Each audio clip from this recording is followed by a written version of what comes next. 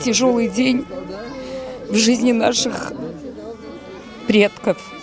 И нельзя никак забывать, что 18 мая – это черный день календаря.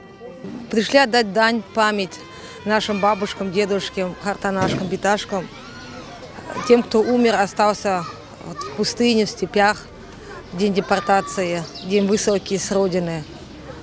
Помним, скорбим, любим, никогда не забудем этот день. Почтить память наших родителей, наших дедов, наших бабушек. Если мы их помнить не будем, все, наша история закончится на этом. Поэтому мы пришли отдать дань памяти. Это было с моими предками. Я считаю, что я должна была здесь находиться.